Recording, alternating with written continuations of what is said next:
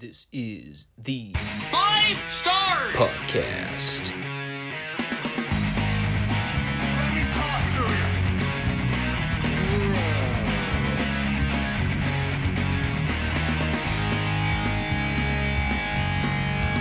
This is such good shit.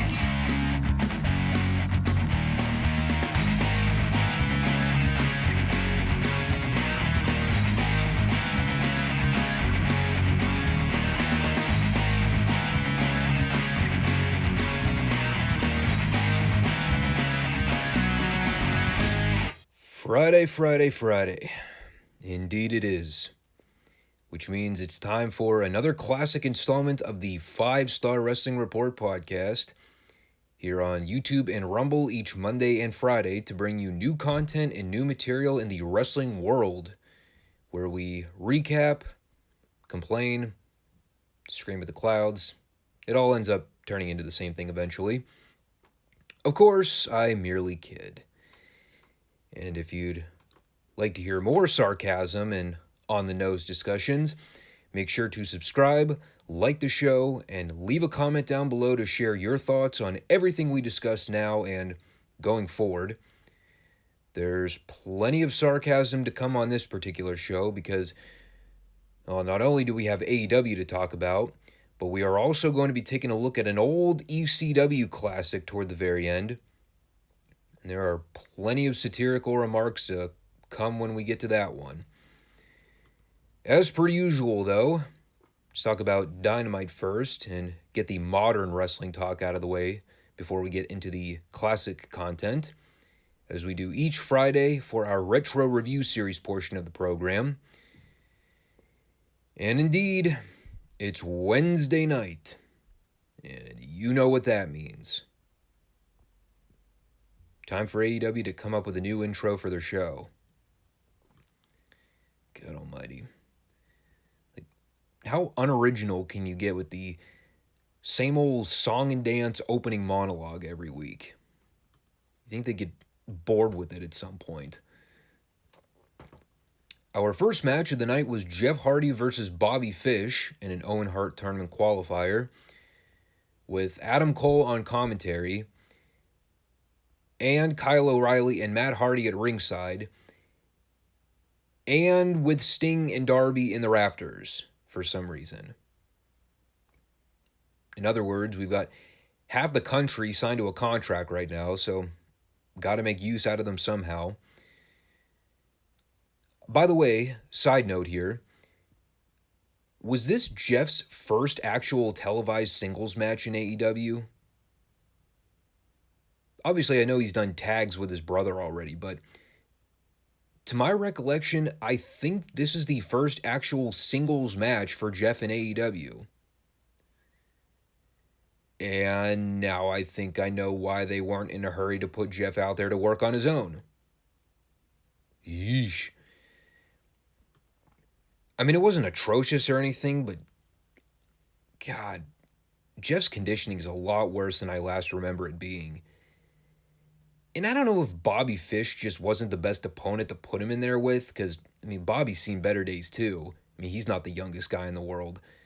But this is kind of brutal to get through at times. And the match only went like 10 minutes, which kind of makes it even more baffling. Jeff winning wasn't all that surprising, and I'm glad they didn't get too over-creative with any of the run-in stuff at the end. But, I mean, there really wasn't a whole lot to say about the match itself. I didn't get much out of it. The afterbirth deal with the Beta Bucks coming out and doing the little face-off with the Hardy Boys. I mean, as much as I can't stand those two teeny bopper dweebs, this is probably the one single program for the Hardys that would actually generate a little bit of intrigue.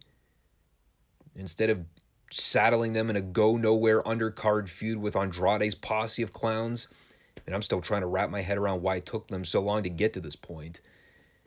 I don't know how good the match will be, but, you know, maybe it'll be an FTR situation where Matt and Jeff will end up forcibly having to slow down the Bucks for once in their lives so they can't do all the flip-floppy synchronized swim class routines. But I mean, we'll find out what they want to do with that.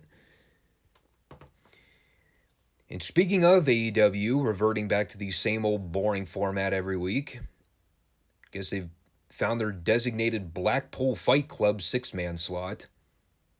And for like the third week in a row now, Seg 2 of the program has been the Blackpool segment. And this week they wrestled Butcher, Blade, and a third guy whose name I totally forgot to write down. I think it was Angelico, who I totally forgot existed in this company. Wasn't he in a tag team with Jack Evans at one point? Well, regardless, the Blackpool crew won. Meanwhile, I'm still wondering why this group exists and or what they're actually building towards with any of it.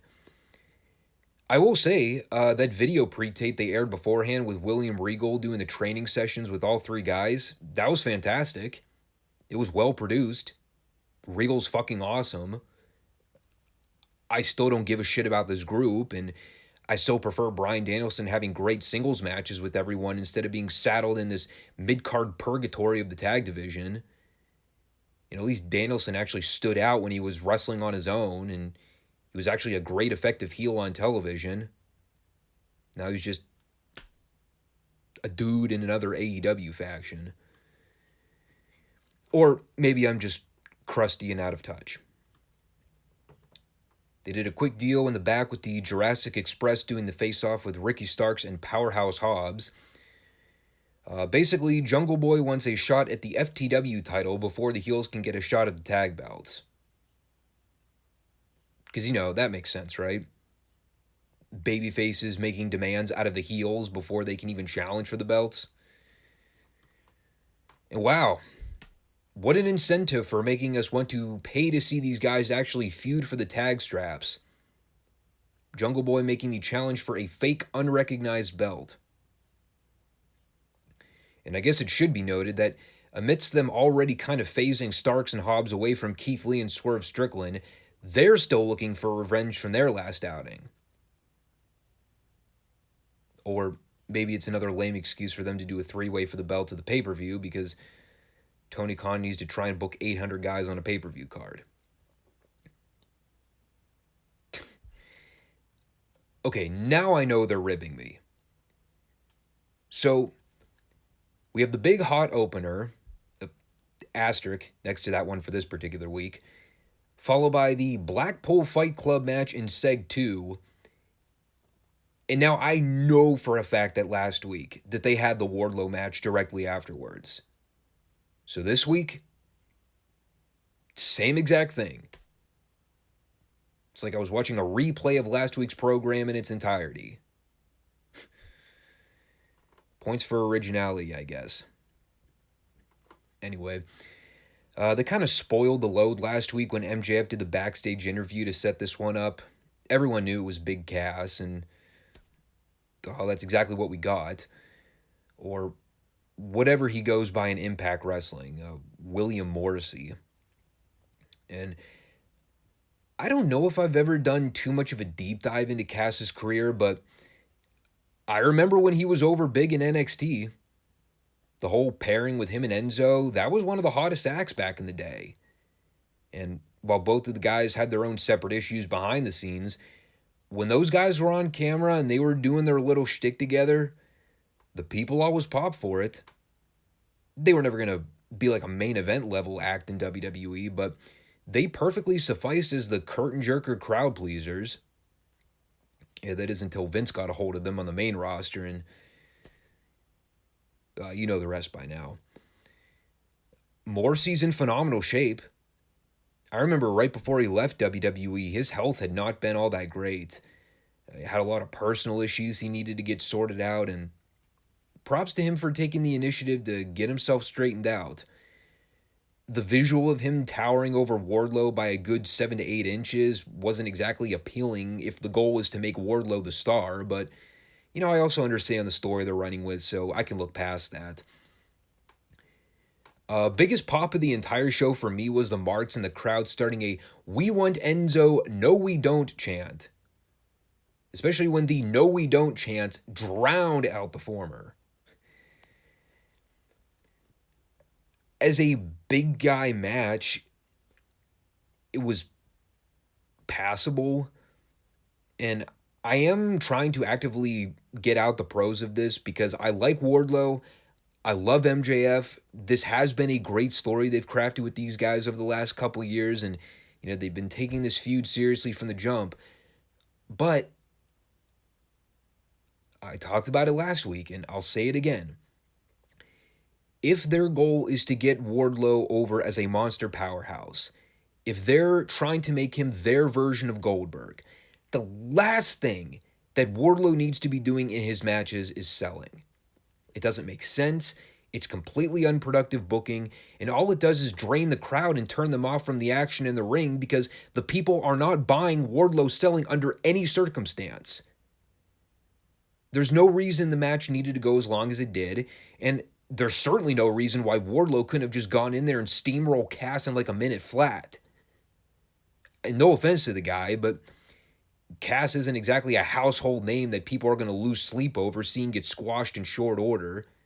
He's a big guy with a good physique, with a bland personality and mediocre athletic ability. Let's just call it as it is. Now, Wardlow getting him up for the powerbomb was impressive at the end, but the preceding 5 minutes that led up to it didn't work for me. I was not a fan of that booking.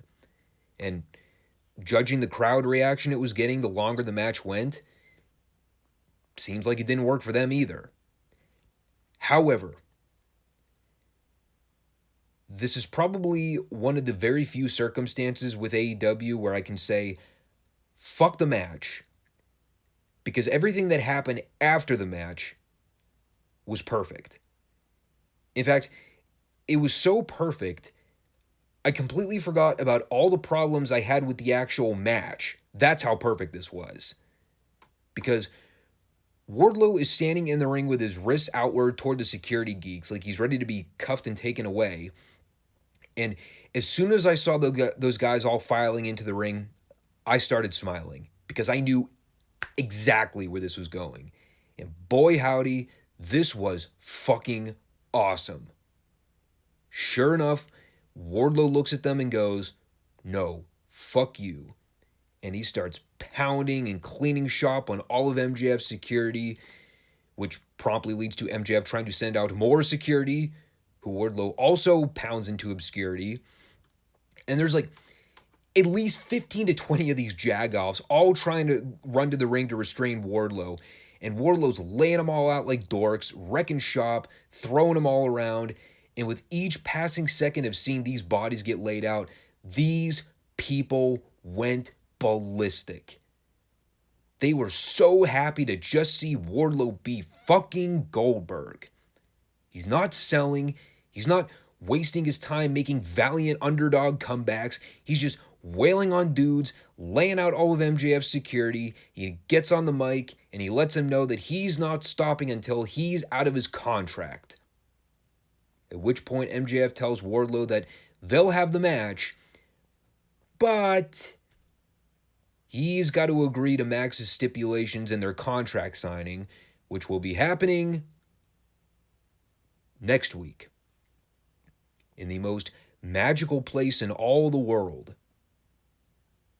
To which I first wrote down Orlando, Florida. Now, turns out he meant Long Island, aka his hometown. So, discount the actual match. This was the best thing on the show, bar none. Everything in that afterbirth with Wardlow killing the security and setting up the contract signing with him and MJF next week, well done. 5-star payoff. Now, of course, this will be all for naught if Wardlow just shows up next week in handcuffs again, flanked by more security, but we'll cross that bridge when we come to it. There was some deal with the girls in the back that I didn't pay all that much attention to. All I know is Britt was there, Ruby Riott was there, and I don't know, I guess they're doing a tag match on Rampage. So then we had our mid-card Intercontinental AEW champion come out for a promo, and he did what everyone normally does when they come out for an in-ring promo with Tony Schiavone. They grab the mic, and Tony kind of awkwardly has to stand in the corner jerking himself off. But then Paige started talking about this upcoming title match with Punk at Double or Nothing. And while I cannot confirm this for sure, because I don't have insider sources at my hand right now, but if CM Punk didn't have a thing or two to do with helping Paige come up with the material for this promo, I'd be shocked. No joke. That was the single best promo Hangman Page has ever cut in AEW, point blank. He set up the fact that he easily could have just come down to the ring and done every generic respect promo that all the babyfaces do when they're pinned up against guys they admire, but that's not what Page is here to do. He's here to let everyone know that at the pay-per-view, he's going to destroy CM Punk and leave all his beloved fans stunned. He did this great fiery exchange with a fan in the crowd, telling him he's going to beat Punk so bad he'll be taking that Punk t-shirt back to the merch stand for a refund. Took some shots at Punk not being there, probably because he's off filming a movie or something. How original. And then he capped off by saying if Punk wants a fight, Page is going to give him the fight of his life. At which point I peed myself. I was so overcome with joy watching this. Where the fuck is this Adam Page been for the last 5 months? Better yet, where has this Adam Page been for the better part of like 3 years? Page wasn't even cutting promos on this level in the build-up to him winning the AEW World title, much less anything that happened after the fact. Which, again, is why I'm kind of suspicious that Punk may have had a little bit of a weigh-in with the material here. This is great. This is the first Adam Page promo where he actually felt like a world champion and came off like a main event player. And what was even better is that by the end of it, he had a good portion of the crowd backing him. I mean, this very easily could have gone the polar opposite direction and could have turned off the fans from Page entirely. Because that was the one thing I was kind of worried about when they set this up last week. I was like, oh man, what if the people start healing Adam Page when he's already not coming off like a top guy to begin with? And that's the last thing he needs is people booing him out of the building. Well, this certainly made him feel like more of a top guy. At least more than anything I've seen from him lately. I love this promo segment. And now I'm eager to see how Punk responds when he shows up next week. I'll just have to force myself to sit through him wrestling John Silver, which, we'll see how that goes. So then we got a series of not so great stuff from AEW, beginning with the setup to a match on Rampage, where Jay Lethal will apparently be wrestling Konosuke Takashita. Who? Then we got Santana versus, oh God, The Wizard, Chris Jericho.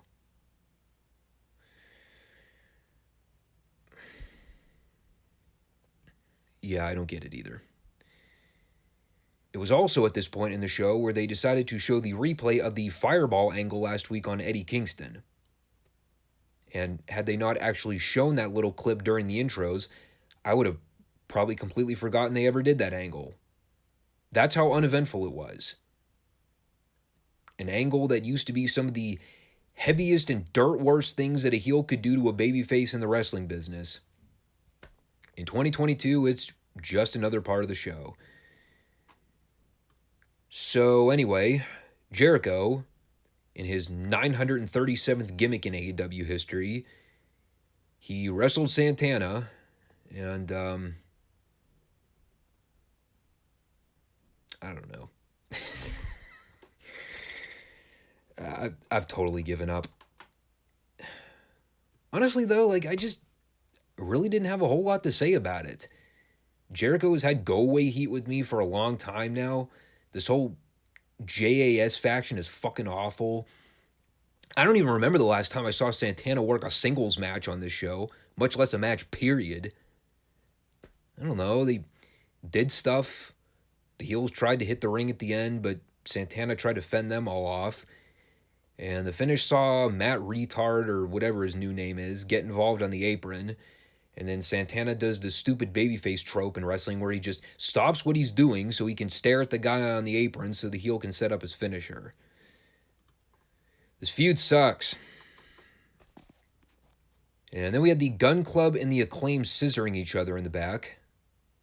No, that's not a joke either.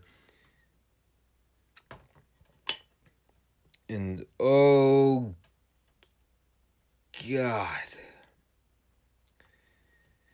Guess I gotta talk about this thing. Okay. So the Varsity Blondes are in the ring. And Brian Pillman Jr. is doing some monologue, putting over a guy at ringside named John Harbaugh, or whatever the guy's name was. I have no idea. Nor do I care.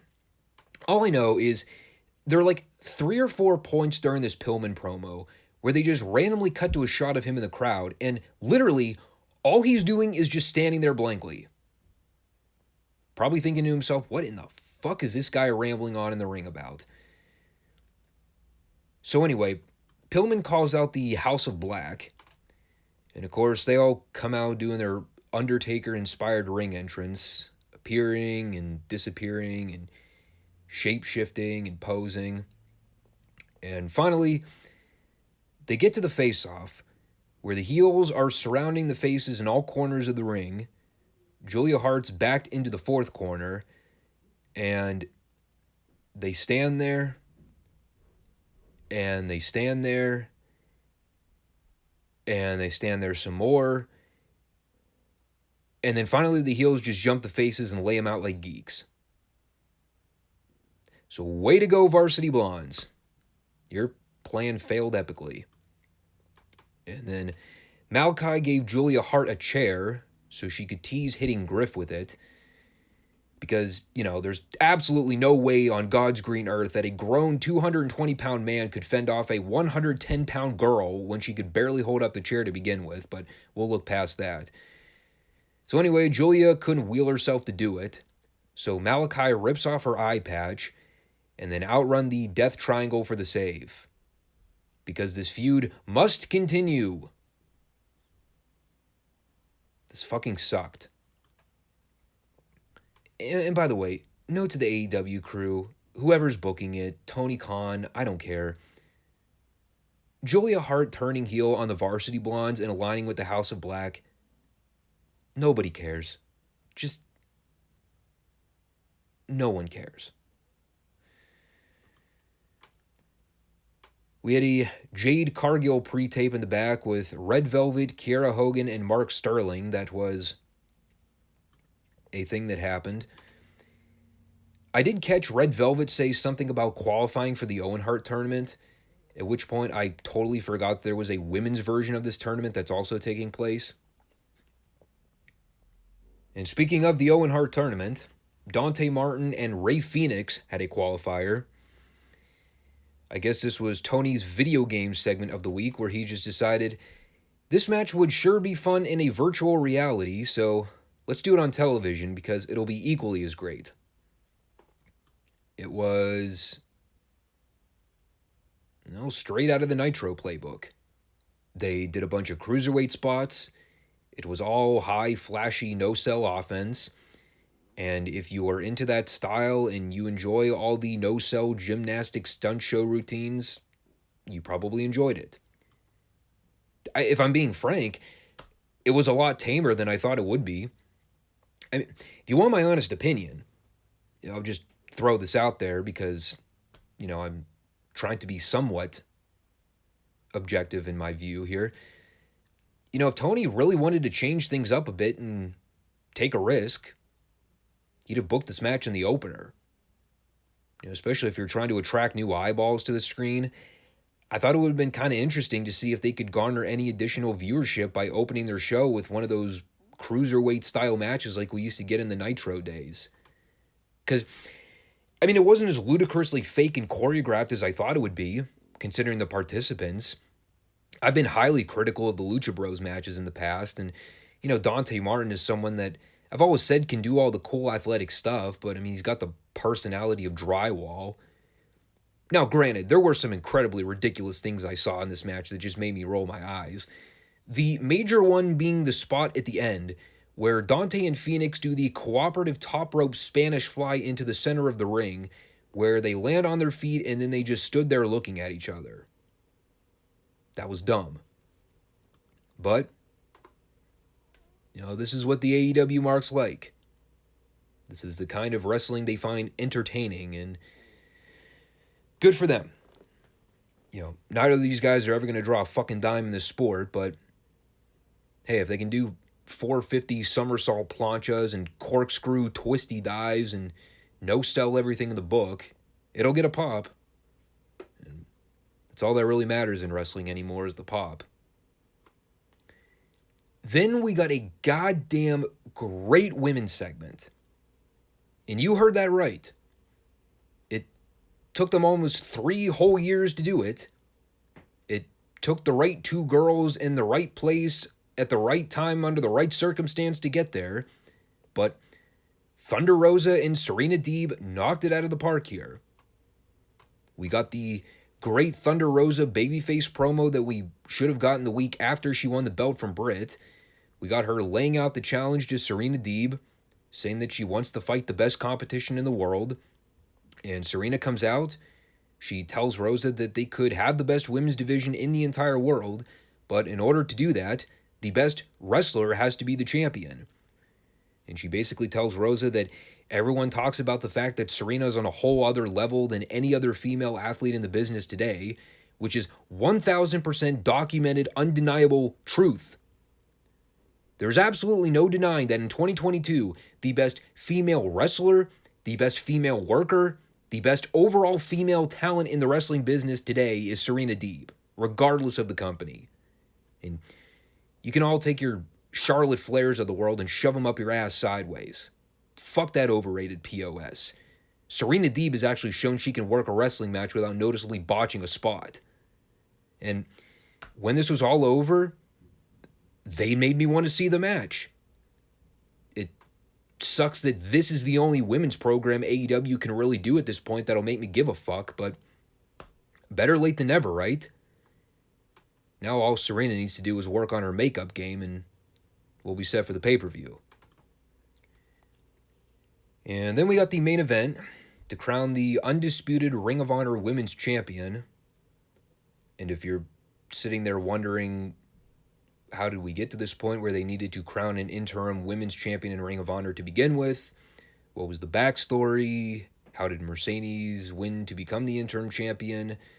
What were the circumstances that led to Deonna not being able to be a full-time champion?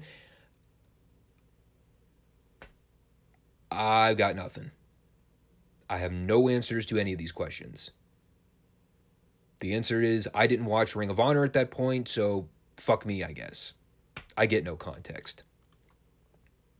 Couldn't even bother to air a 2-minute video package to explain anything. But we've got to dedicate 5 minutes of the program to the House of Black and all their WWE light hot garbage that no one cares about. Priorities. By the way, a championship belt for a women's division in a company that purely exists in name only. But that's neither here nor there. Now, all joking aside, I haven't kept up to date with a lot of Deonna's work in a while. I remember she had a really good match with Melina, of all people, at some point last year at one of NWA's pay-per-views. She was kind of the central talking point of NXT missed opportunities in terms of potential female talent that probably could have become a singles champion a couple years ago. Physically, she looks good, and she's got a little more meat to her, so it gives her a little bit of credibility as an athlete. Anything I've ever seen from her work, I've thoroughly enjoyed. And Mercedes Martinez, I know she's been around forever. Her run in WWE was less than stellar, and her AEW run hasn't been anything to write home about either, let's be honest.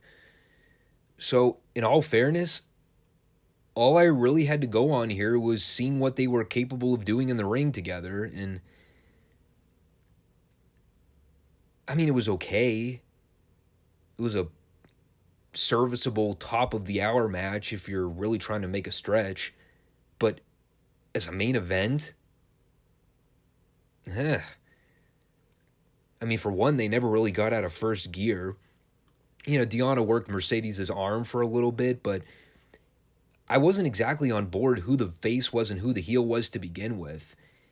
And JR touched on it a little bit during the intros, but when the realization sets in that Deanna's main line of work has come from Impact, or better known as Wrestling Purgatory,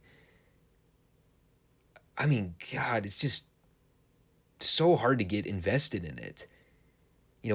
Impact's been such a non-entity in the wrestling market for so many years now. It's like anytime I hear someone even mention the name of the company, I just roll my eyes. If Deanna was more of a stable worker under the AEW banner, maybe I could have had higher hopes for it, but yeah, this just didn't work. Nothing against either girl. I've done plenty of moaning and bitching about how bad AEW's women's division is, and trust me, it's pretty atrocious.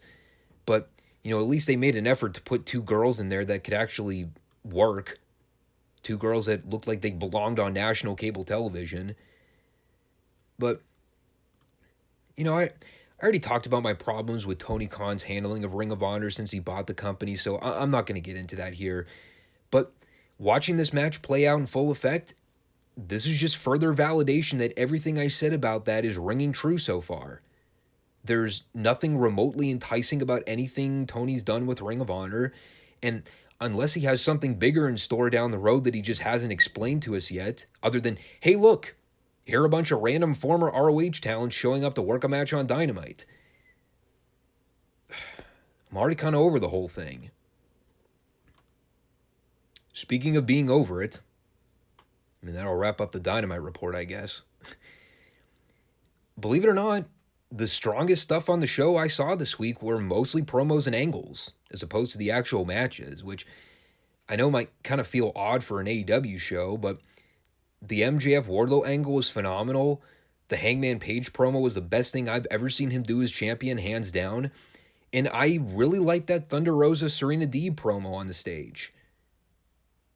Wrestling has never been all that hard to get me to care about something. Just give me two people that have a beef with each other.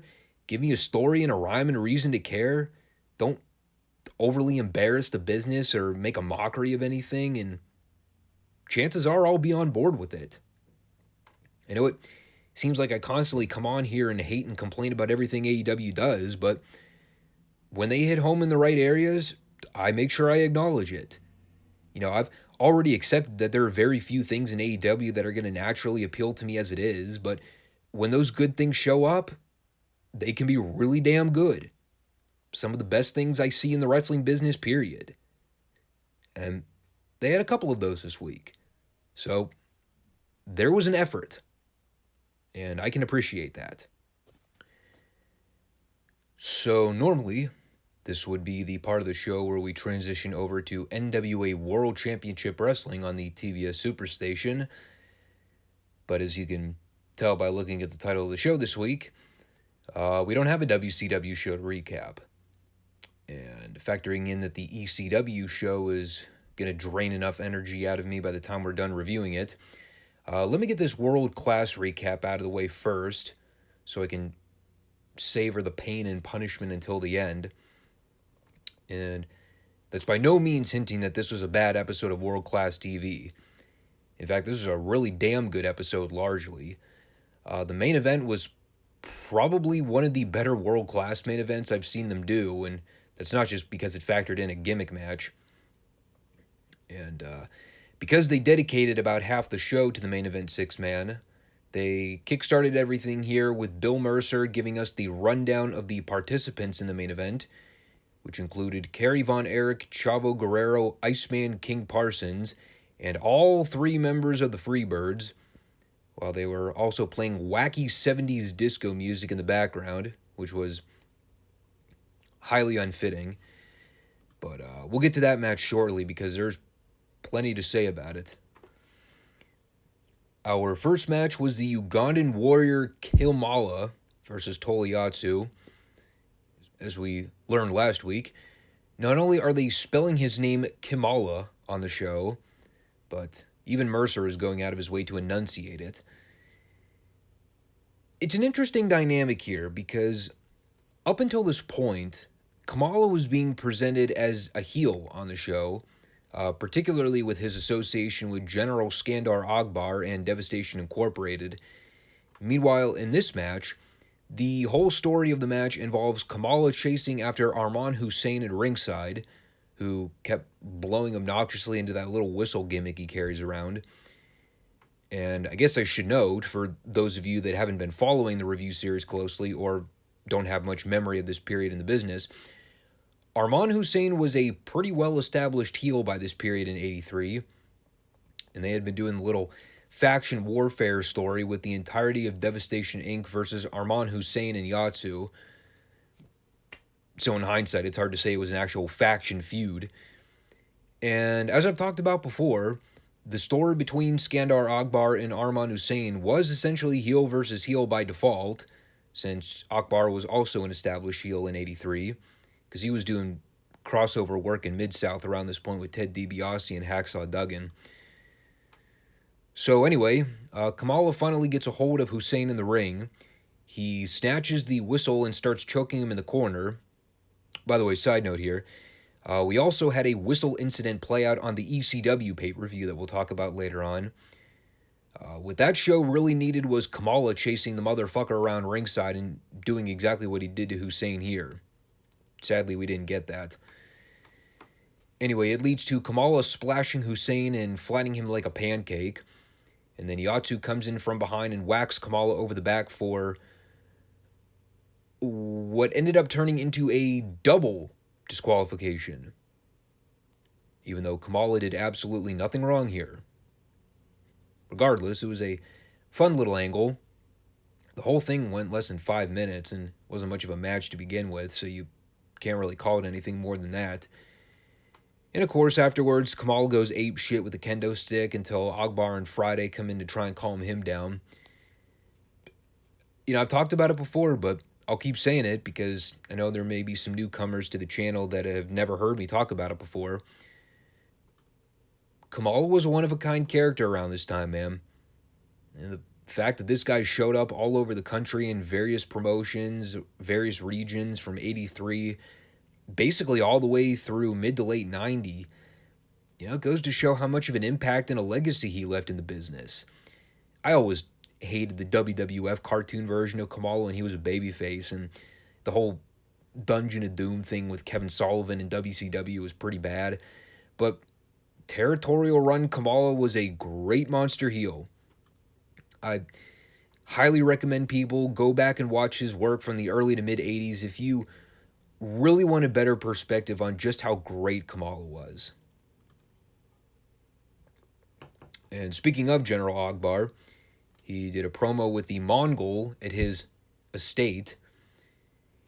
And I may have caught this wrong or just wasn't paying close enough attention to the promo, but I think Akbar had stated in this promo that he ridded Hussein from world class altogether. So perhaps that angle with Kamala was done to write him off in story. Again, like, my knowledge of world class around this time is pretty jerky. A lot of this stuff I'm either revisiting for the first time or watching in full after having not seen it for a long time. You know, obviously I had seen clips from a very young age, but this stuff doesn't all come together in full. I know Hussein was in Mid-South around this point too, so maybe he was jumping ship for the time being in a more full-time role, so they wanted to write him off TV here. But anyway, he put over Mongol's goofy symbolic haircut and then challenged the Von Erichs to step up to his crew. And my only hope after hearing all this is that someone in the Von Erich family can at least get something passable out of a Mongol match. Because it sure didn't happen in this next match. We got the Mongol versus Mike Reed, which was long, boring, and uninspiring. As I've noted in previous episodes, Mongol's entire offense, if it did not directly involve choking or clubbing blows, his only offensive move is a single body slam. He also whiffed a running clothesline at one point in this match, which is glorious. It was 3 minutes of no good material, but hey, at least it was only 3 minutes. But this show was all centered around the main event, the penalty box six-man tag. And for those of you more modern fans, no, this was not the same penalty box stipulation that TNA did in the reverse ladder match, Delia Bob, that was overbooked and over-gimmicked all to hell. This at least had normal rules that made logical sense. They did a fun little pre-tape beforehand with Mercer and David Manning where they kind of ran down the rules of the match. Essentially, if guys break command of the referee or use illegal tactics in the match at any point, they would be subjected to either a 1 minute or 2 minute period, depending on the gravity of the rule breaking. And this is actually a gimmick where having two officials is a genius concept, because whoever's calling the action in the ring can easily miss something going on. Meanwhile, David Manning, who was on the outside by the shark cages the whole time, he ended up catching a handful of illegal tactics from both parties during the match. And like I said, this ended up going well over 20 minutes, so they had plenty of time to tell a story and play to the crowd here. And they really hit on all cylinders. Normally, I'm kind of iffy on the gimmick usage in pro wrestling, especially if it feels too contrived and excessive. But this ended up being a very well put together gimmick match. And I think the reason it worked so well was that they didn't make the shark cages the central point of the match where it ended up detracting from the action in the ring in any way. The whole story was the Freebirds kept running with the mindfuckery games on the babyfaces to the point where basically after midway through the match, Parsons, Chavo, and Carey just got fed up with all the heels' bullshit, so they started getting penalized as much as the heels did. You know, in the early stages, it was Michael Hayes stalling and avoiding Kerry Von Erich like he had been doing in most of their previous matches. Of course, the heels got hammered a couple times by the ref for illegal moves on the outside apron, you know, whether it was choking or eye gouging. But as the match progressed, you know, the faces got sick of the heels using all their illegal tactics. So when they would try to run into the ring to break up illegal holds or try to even the odds in any way, you know, the referees were right there to admonish them and ended up putting them in the penalty box. And of course, that pulls at the heartstrings of the people in the crowd because, you know, they don't want to see the baby faces get put in the penalty box when they're just trying to come in there and even the playing field. So it was a great little story. And like I said, you know, they didn't overdo it to the point where it just got ridiculous and took away from the match.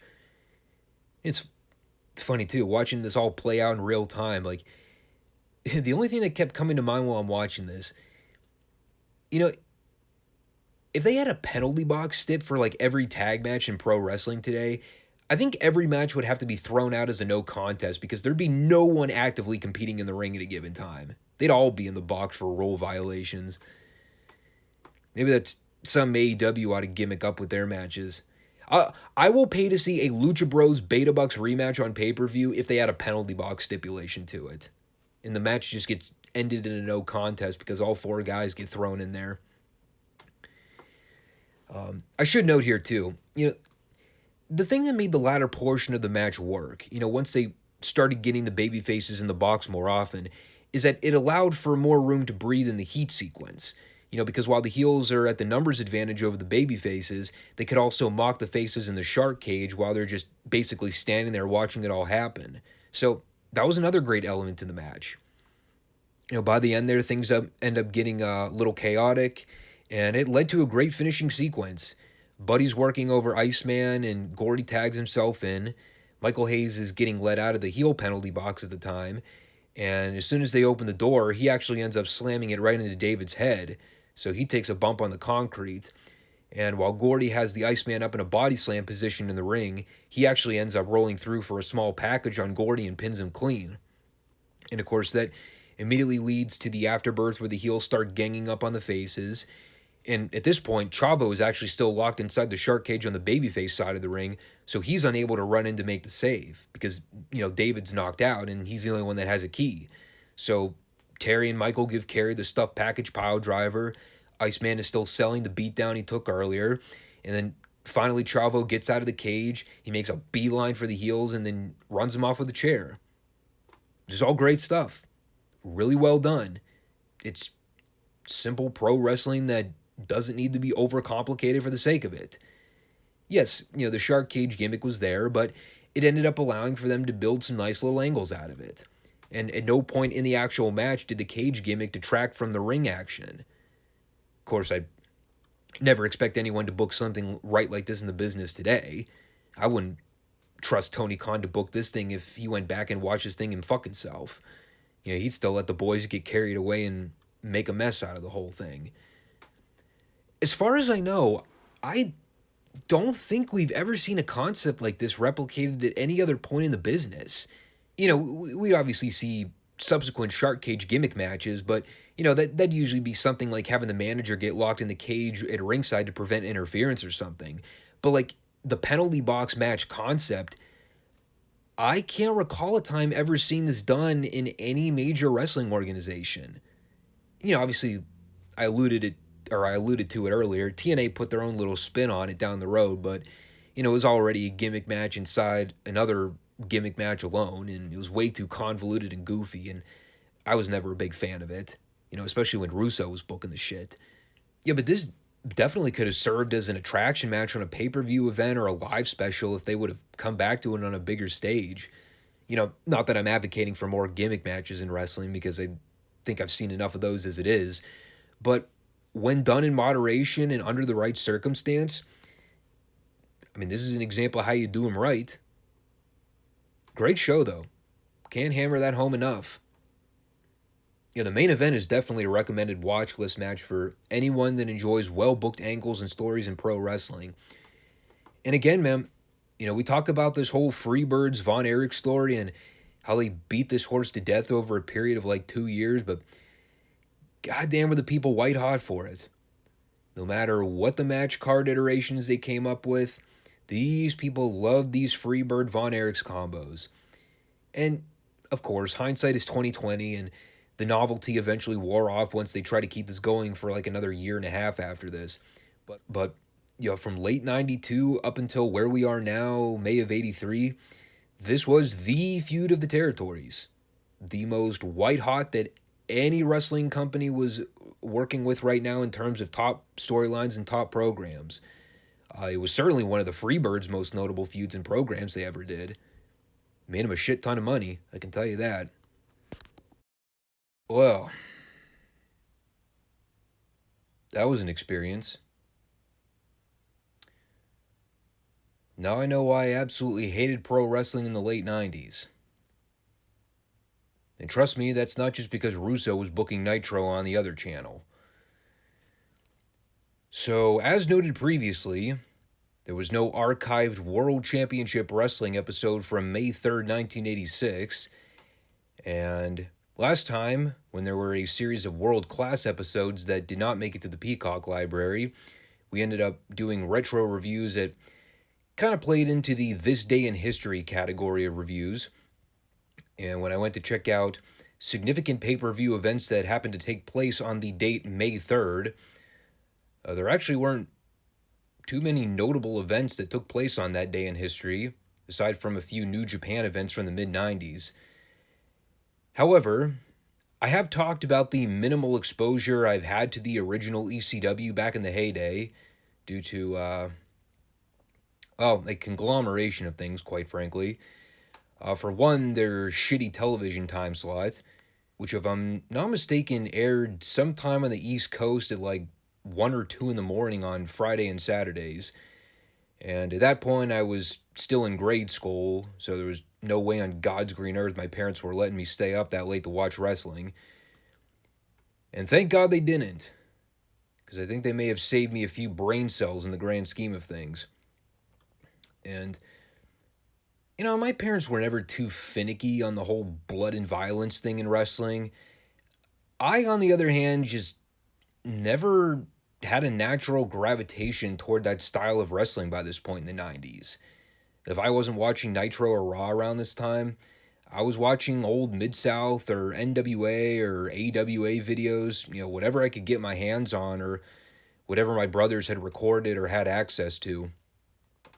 And by the time I gotten a little older and a lot of the DVDs and documentaries had started coming out on ECW, even by that point, I guess I would have been in my mid to late teens by then, I just hadn't been bit by the whole garbage wrestling bug. And I hate the, say it in a derogatory way like that because it kind of makes me look like I'm shitting on the concept of ECW.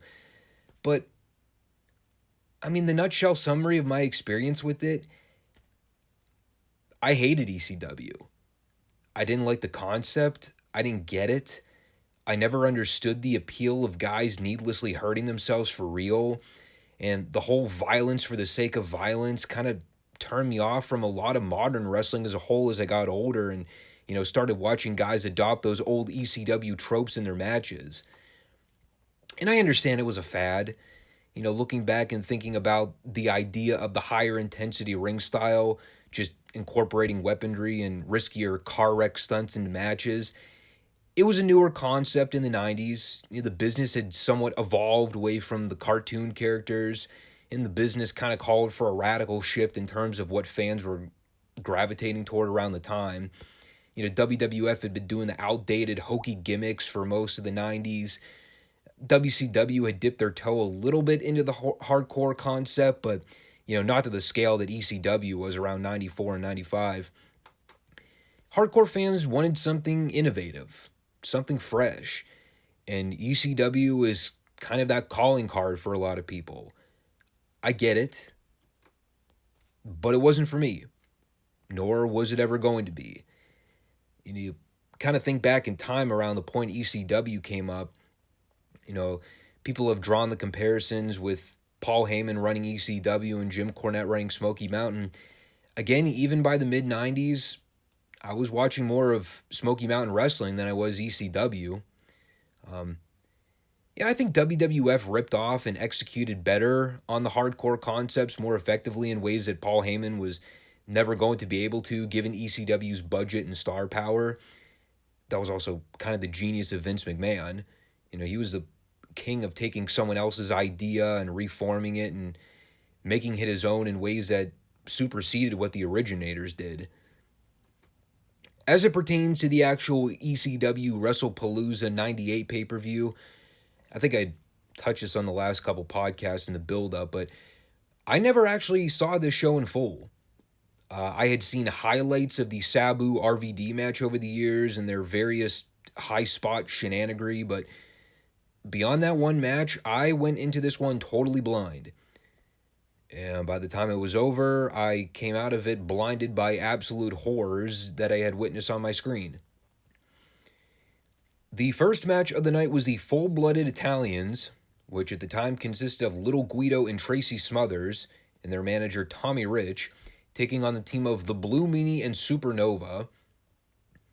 Because when you think of the name Full-Blooded Italians, obviously the first name you would think is Tracy Smothers. And after seeing him work this match, I almost wanted to go back and watch some old tapes of Smoky Mountain just to get him back in my good graces after this sheer embarrassment. I had no idea who Supernova was. That name totally escaped me in the pantheon of forgettable professional wrestlers. And in this case, I use the term pro wrestler very loosely. The match was rolling along as fine as you could possibly expect for a match with two moderately good heel wrestlers and two out-of-shape fat fucks on the babyface team. And about 2 minutes into the match, for no discernible reason I can think of, Tommy Rich gets on the microphone and grinds the match to a complete halt so we can get a dance-off session with Tracy and the Blue Meanie. And amidst this totally random chaos and completely out of the realm of something I would have seen on that GCW show I watched earlier this year, the referee decided to body slam both members of the FBI for no apparent reason. And it was at this point where I decided that I was not going to further subject myself to torture and punishment, and I fast-forwarded to the end of the segment where the faces won. Blue Meanie did a fat, jiggly YMCA dance to the crowd, and it was atrocious. This was horrible, rotten, it went on for fucking ever, and reminded me of something I'd probably be accustomed to seeing on Dynamite every week. It was also a good omen of the chicanery I could expect for the rest of the show. Up next was Just Incredible versus Mikey Whipwreck, which seemed to have some kind of story going into it. having something to do with Mikey ending Credible's undefeated streak at a previous pay-per-view event. This was, essentially as I noted here, a guys doing a bunch of shit kind of match. They hit each other with stuff. They did some sloppy looking wrestling for a while. Took a bunch of unnecessary and dangerous bumps. Mikey's punches look like dog shit. And I think that guy ended up being a trainer. Well, actually, considering how terrible most wrestlers' punches look in the business today, I guess I shouldn't be all that surprised, because look at the people that were training them. I also enjoyed the part where Credible was kind of just hanging out on the guardrail on the outside while Mikey went to get a chair. And when he went to throw it at Mikey's head, he completely missed. I think he actually hit a fan by accident. And even the fan didn't sell it. Of course, we had tons of interference and horseplay from Credible's faction. Again, I have very little memory of ECW around this point, so I was not all that familiar with Chastity or the other guy Credible was aligned with. I think they said his name was Jason. No last name, I guess. And after Mikey lays out the girl with a stunner from the top rope, Credible just scoops up Mikey and gives him the tombstone on the chair to win. Yeah. Pretty reminiscent of every garbage indie match you see today. You have two guys with a sort of blood feud and ongoing beef. So come bell time, they just go out there and do every cut and paste plunder match in the book and all the smoke and mirrors bullshit to go along with it. Because God forbid storytelling be a thing. So then we had a pair of men appear on the show that I actually had a modicum of respect for. Those men being Chris Candido and Lance Storm. Two actual pro wrestlers that looked like athletes and were unfortunately saddled with having to work for this godforsaken company in '98. And, of course, by this period, they were doing my old favorite trope of tag team wrestling. The tag partners that can't get along and hate each other. Saw plenty of that, too, during the Russo era booking of WCW about a year or so later. Thinking about it now, that was also kind of a Paul Heyman thing. Anyway, they wrestled Balls Mahoney and Axel Rotten for the tag belts. And had they just done a normal tag match where Lance and Chris didn't spend the entirety of the time fighting each other and getting into shoving matches, it probably would have been passable. Granted, them having to wrestle two more fat fucks weren't giving them much to work with already. I mean, that's not necessarily a good thing. And, by the way, what were Lance and Chris fighting over to begin with? Apparently something involving Sonny getting intimate with Lance and Chris getting jealous. You know, knowing Tammy's track record, this probably shouldn't come as a surprise to most people. So, okay, well, first off, let me start with this.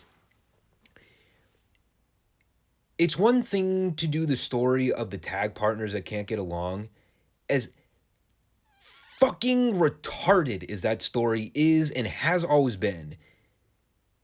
It's another thing to have the tag partners that can't get along while those same partners are simultaneously kicking their opponent's ass.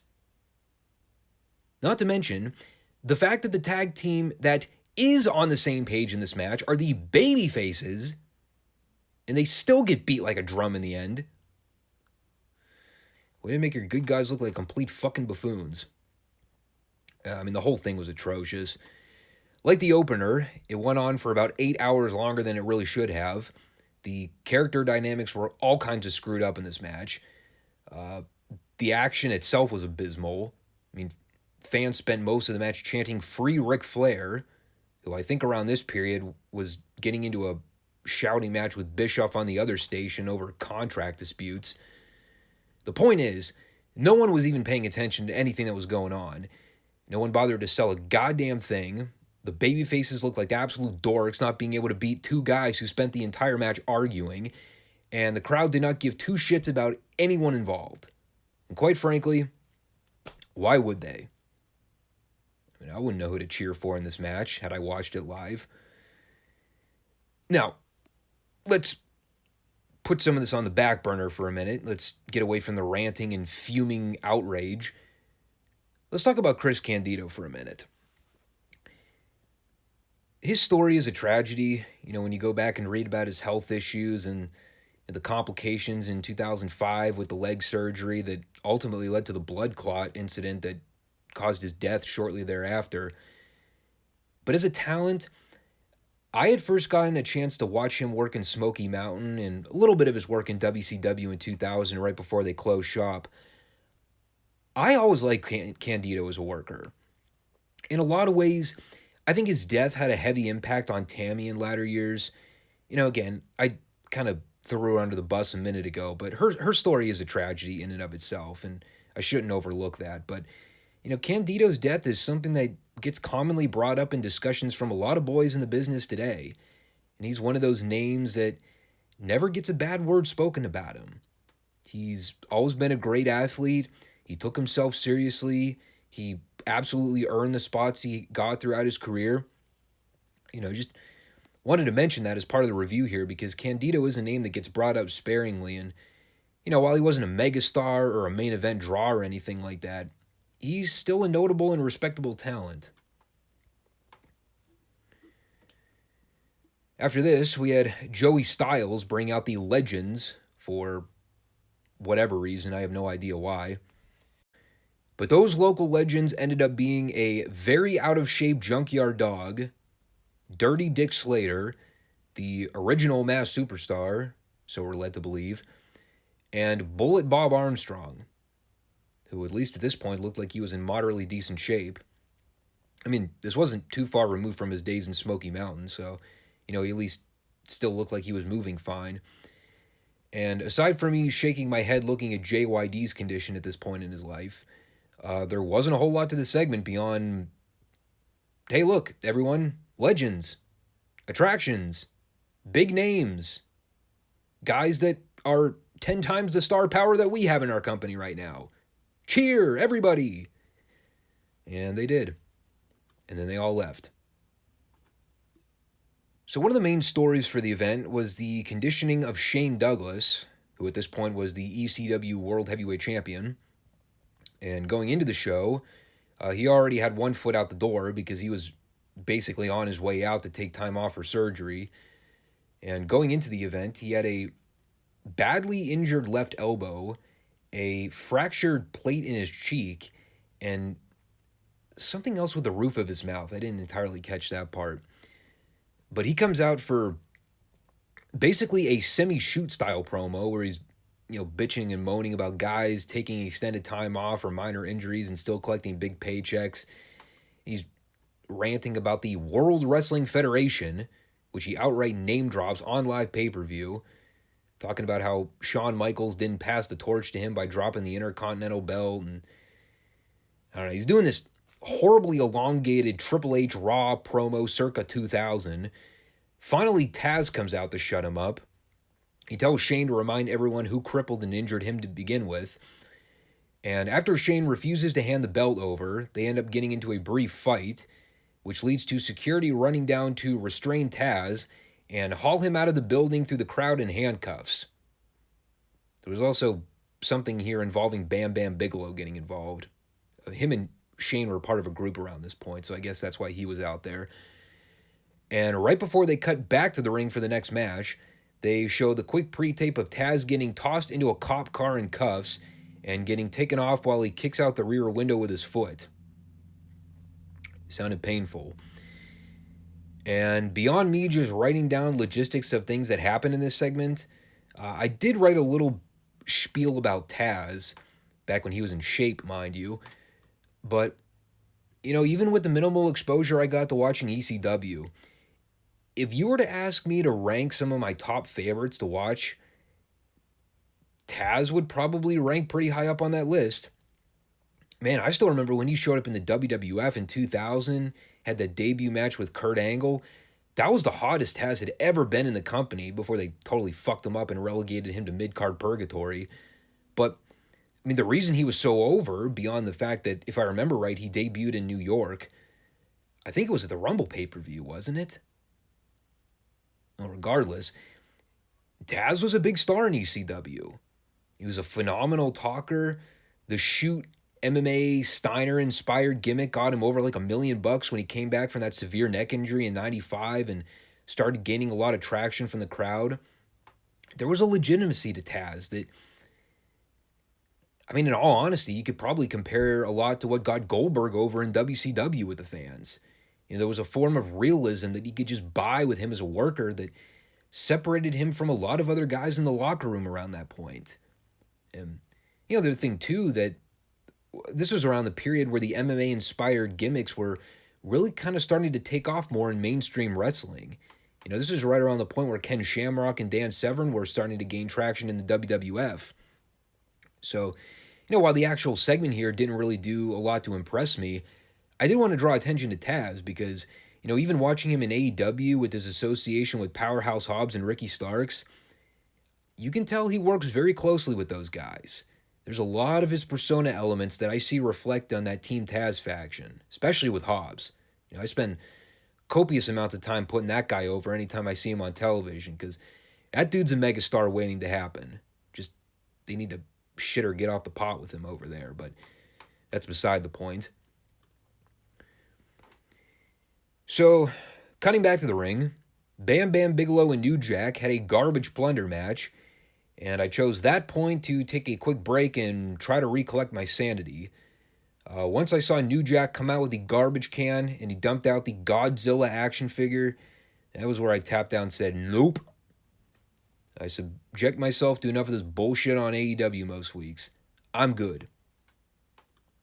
Only thing missing from this would have been a blow-up doll. So, with my eyes bleeding profusely by this point in the show, keep in mind we were barely halfway through the pay-per-view, we got the Dudley Boys versus Sandman and Tommy Dreamer. Another guy that I completely have no memory of, Joel Gertner, who was apparently managing the Dudleys in 98. Yeah, as it turns out, there was a lot of crap I missed out with ECW during this era. Meanwhile, everyone working for ECW in 98 was missing out on hitting the gym more than twice a year. God. Just double chin galore. I did kind of find it amusing that Sandman came out selling his previously injured neck from the supposed attack that Bubba and Devon put on him. On the same show where guys are getting slammed through tables and whacked over the head with shit left and right, not selling a thing. Sandman, real trooper of the show, letting everyone know he cares enough to work an injury. So they do the angle about 3 or so minutes in where Sandman gets whipped into the guardrail set up in the corner, which takes him out of the match for the time being. Just like a simple Irish whip flip bump, and that was enough to take Sandman out, leaving Dreamer to fend for himself, or so we thought. And they're doing the handicap deal for a while. Somewhere in here, Devon ended up getting powdered in the face, at which point Joey Styles dropped the following line, "This is getting hard to watch." Subtle statements by Joey Styles, who, by the way, is still one of the worst ring announcers in the history of the business. It's a toss-up between him or Matt Stryker. And you're probably wondering to yourself, well, did the powder spot actually lead to the finish? Well, of course it didn't. Silly goose. Because this is get your shit in Extreme Championship Wrestling, so obviously the powder spot was going to be completely pointless and lead to absolutely nothing of consequence. So, Dreamer ended up getting crotched on a guardrail in the ring, which immediately led to a terribly executed concerto angle from the Dudleys, where they ended up just clashing the chairs against each other and totally missing contact with Dreamer's head. And after the deadly concerto headshot angle, this was immediately followed with Spike Dudley running in and proceeding to just start doing spots. And apparently the ref was fine with this. Not that DQs were a thing in ECW to begin with. At which point, Spike's interference proves to be completely futile, as he ends up getting his ass kicked in return. And I have no idea what happened at the end here.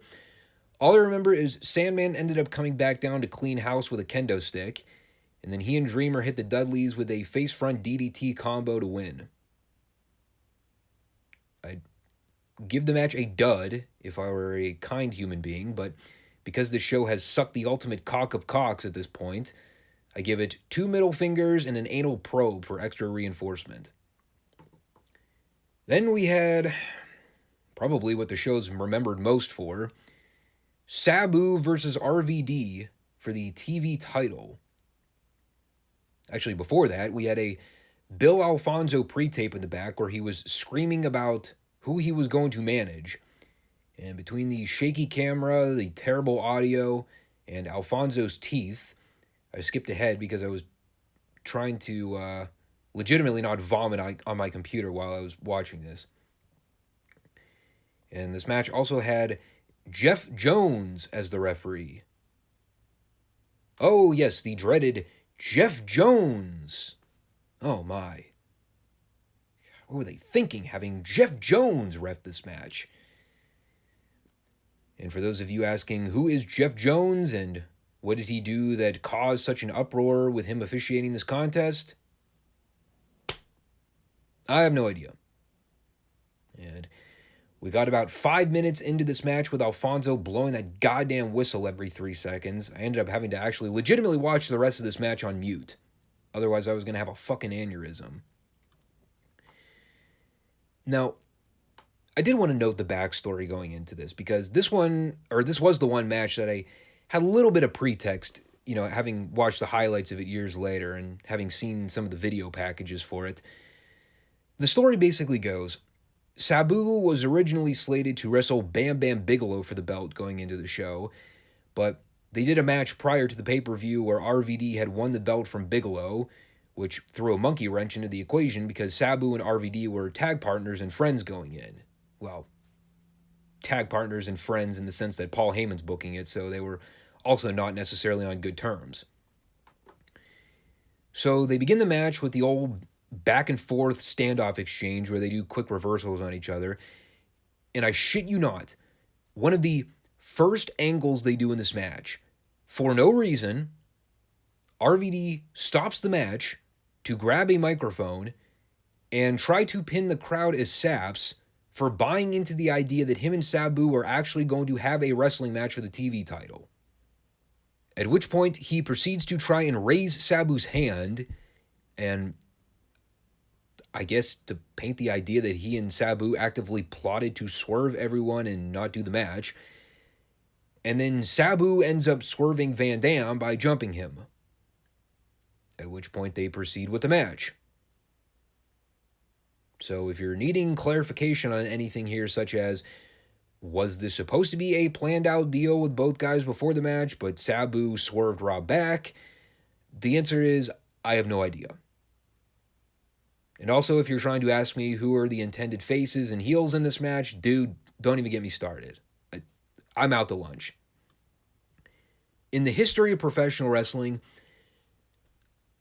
I cannot think of too many guys that were basically established baby faces for like the entirety of their wrestling career, yet I thought were the most insufferable fucking pricks on the planet Earth than RVD.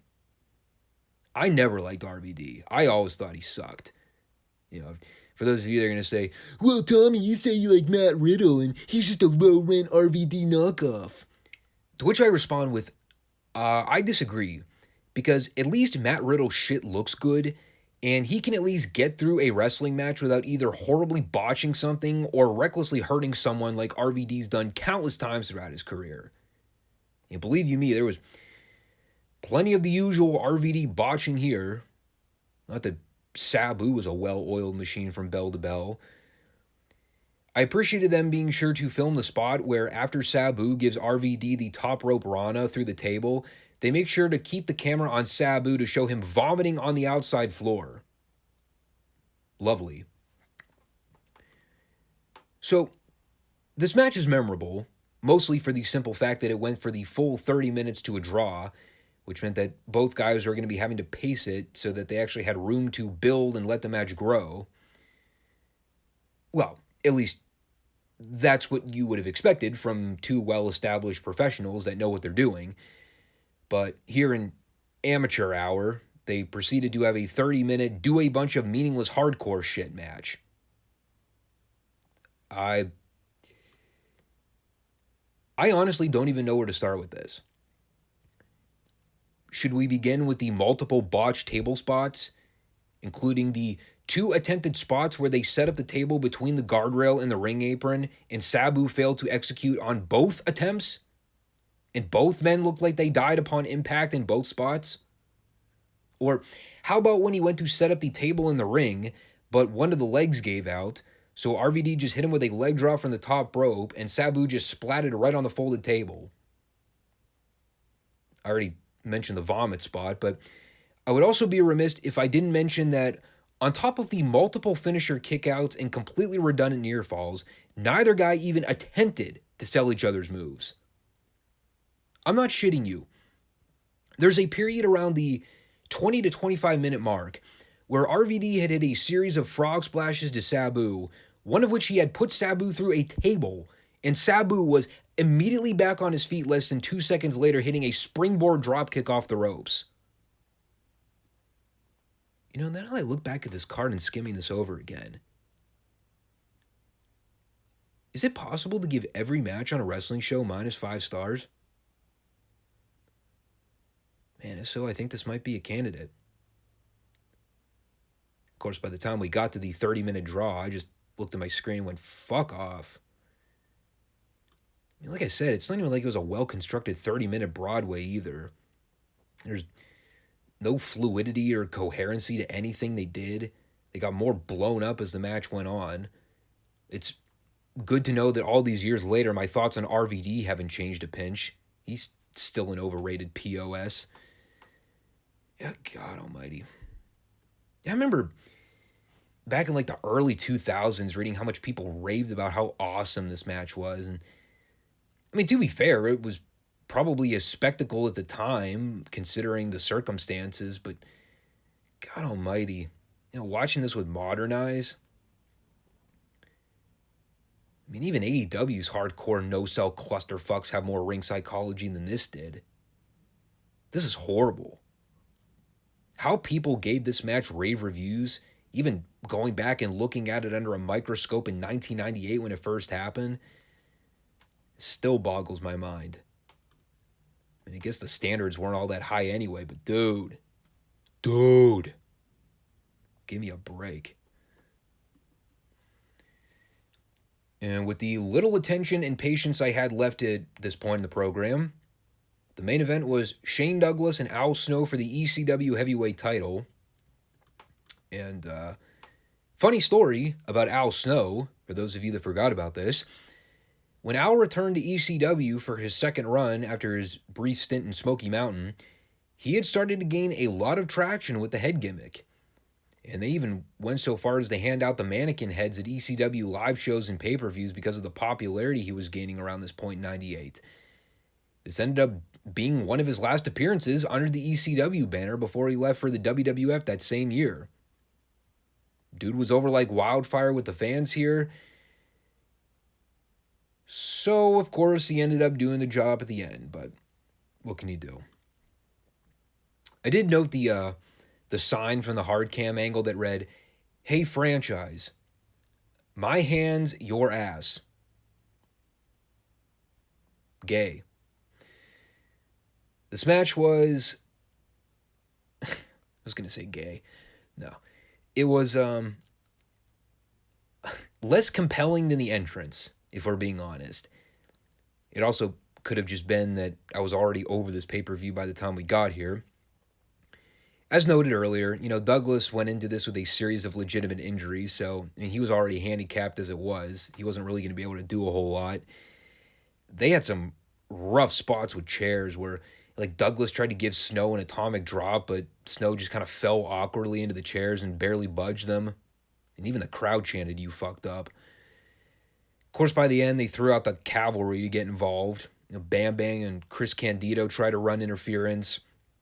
The babyface locker room ended up coming down to restrain Bigelow on the floor while Snow went up to the top rope for a dive. Ended up getting the snow plow on Shane for a 2 count, which visibly pissed off the fans. And then within seconds of that, Al goes to sunset flip Shane, and then Shane just stacks him up and pins him to retain the belt. And the people affirmed their discontent by throwing in the mannequin head gimmicks into the ring, completely shitting on the finish, while everyone stormed the ring to hoist both guys up on their shoulders, pretending like we just watched a star-making performance with Brett and Austin at WrestleMania 13. It was a mediocre main event title match with a lousy finish that nobody wanted to see. That all said, when Al Snow showed up in the WWF shortly after this show, he was mega over with the crowd out of the gate. Pretty much exactly as Taz was when he first showed up. And of course, Vince fucked Al up too once he had him feuding with the Boss Man over a rat dog, and they did the whole Kennel from Hell debacle like a year later. Oh, the Attitude Era. What can you say about it? Maybe we'll get a couple retro reviews of some of those shows at some point. Whew. Love to piss off hardcore fans. What can I say? So, overall, that might have been one of the worst pay-per-views I've ever seen. Not even ribbing. That legitimately might have been top to bottom the worst professional wrestling event I've seen in my 30-odd years of watching this sport. I've seen the dirt worst of WCW. I watched those old TNA pay-per-views from like the mid to late 2000s. Seen a handful of wretched WWF and WWE pay-per-views in my lifetime. From the top of the card to the main event, as an entire 3-hour event, I don't think I can recall a single good thing about that show. Aside from Al Snow's entrance from the main event, there's absolutely nothing I can recommend people going to watch on this show. There was nothing I remotely enjoyed about it. I mean, TNA had some real clunkers back in the day.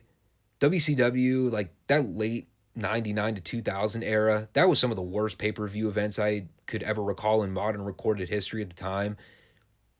But I'm sure if I went back and watched some of those old shows, I could at least find a match or two to enjoy in a 3-hour gap. This ECW show couldn't even do that for me. I see why this earned its reputation as one of the worst ECW events of all time, but how this doesn't hold up in the echelon of worst overall pay-per-views or wrestling events of all time, that still blows my mind. AEW couldn't do a bad show like this if they tried. Well, shouldn't say that for certain because it's entirely probable that it could happen, but I mean, even AEW in its primary development stages around that 2019 to 2020 period when it was just downright appalling to watch on a week-to-week basis, I mean, even they had pay-per-view matches that were above average in quality.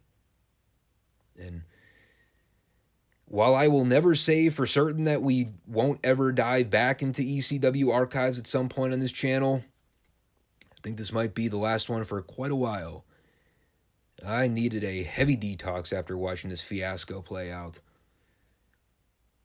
Bad luck of the draw, I guess, when it comes to this day in history reviews. But hey, we also like to have fun here on the FSWR channel.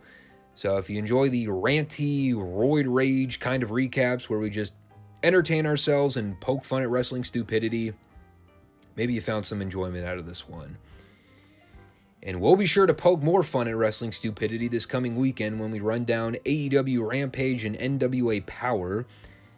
We will also be discussing WWE's Backlash pay-per-view, which I'm sure will give me plenty of headaches.